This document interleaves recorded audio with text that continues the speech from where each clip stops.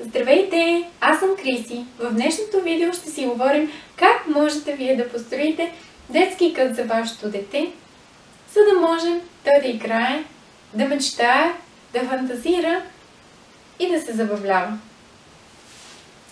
Подготвил съм тази вечер темата, която можете вие по свое желание да изберете за този детски кът. Майките, бащите, дядовците и бабите, които се занимават с мълчугани, ги оставят в стаята и просто излизат. Но днес родителите ще се занимават със своите деца по един много забавен и интересен начин. Елементите, които съм подбрала тази вечер, са зимна приказка. Ще ви покажа някои неща, които можете да поставите или на земята, или на перваза, или някъде на някоя полица, на която детето ви може да достига. Направете неговия детски кът, за да може то да мечтае, да се забавлява и да фантазира. Да започваме. Първото нещо, което съм подбрала тази вечер, да ви покажа, е една книжка. Тази книжка е с чудата шарена под вързия и можете да я поставите, както вече казахме, или на пода, или на перваза, някъде където детето може да достига. Разбира се, вие сте един тим с вашето дете и играете по различни начини. Той иска да постави определените играчки, да ги подреди така, както то желае, оставете го. Оставете му свобода да избира.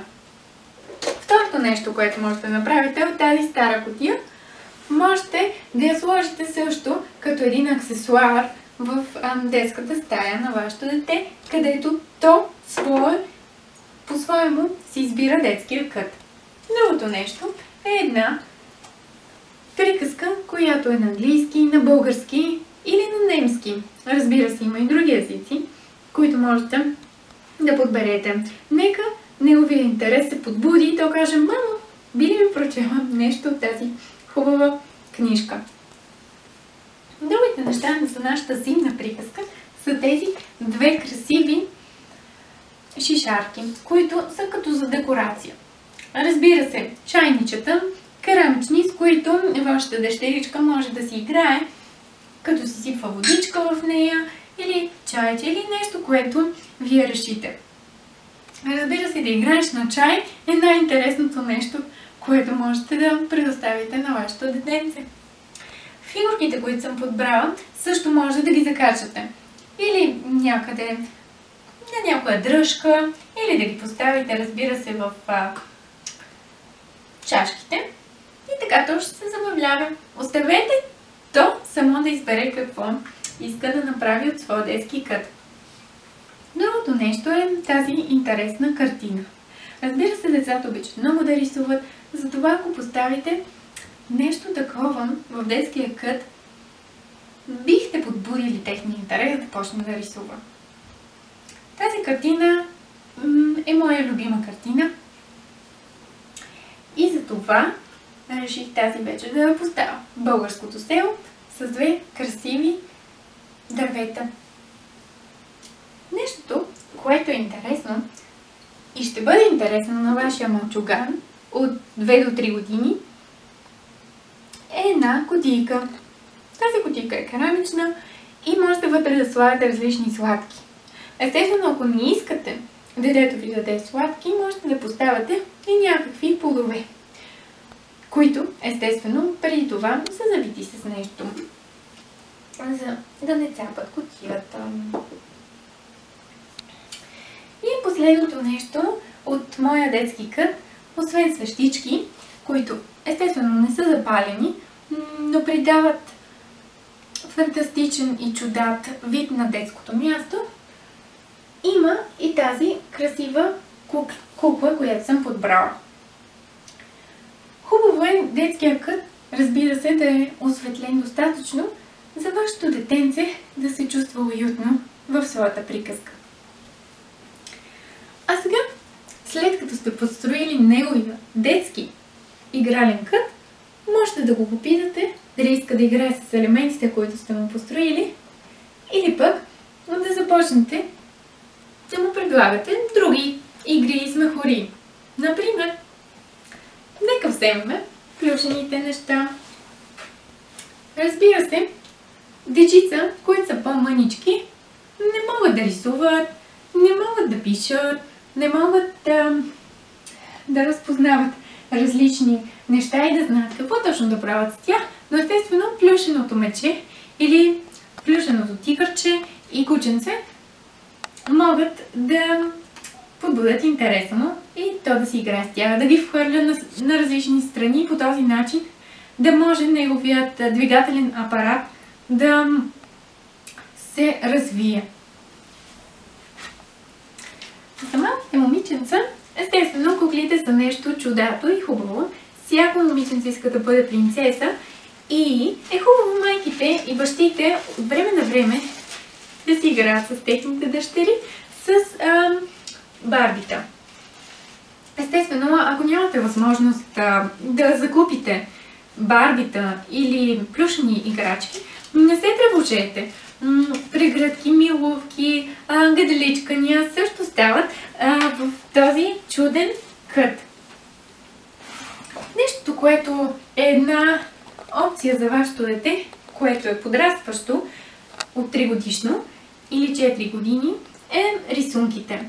Така то се запознава, разбира се, с заобикалящия го свят, с животните, с различните елементи, които съществуват в нашата природа.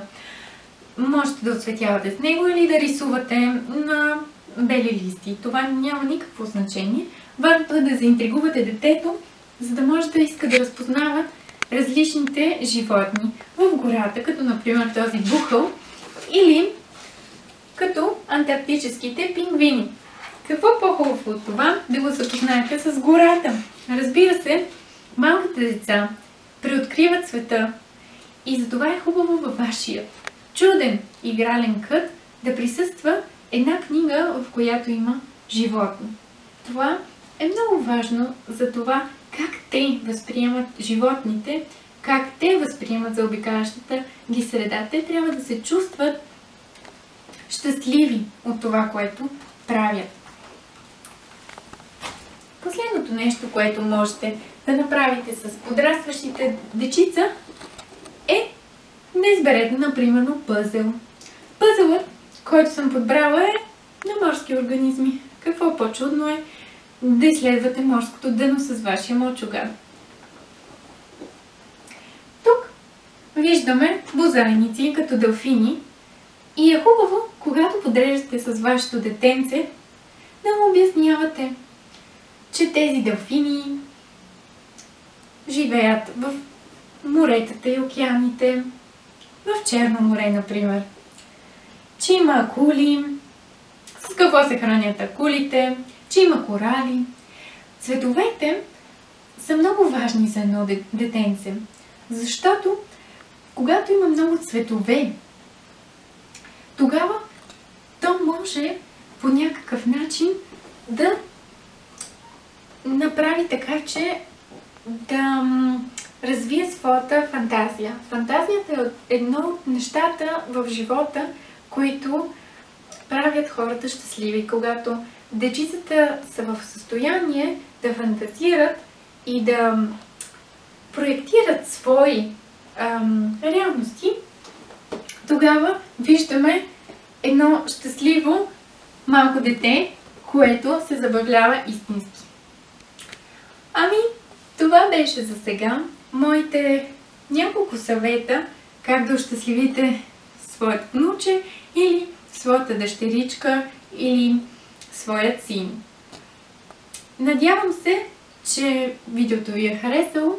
Ако е така, можете да дадете палец нагоре, да се абонирате или да ме последвате в Instagram или Facebook. Благодаря ви за вашето внимание и се надявам, че ще се видим с вас отново. Чао!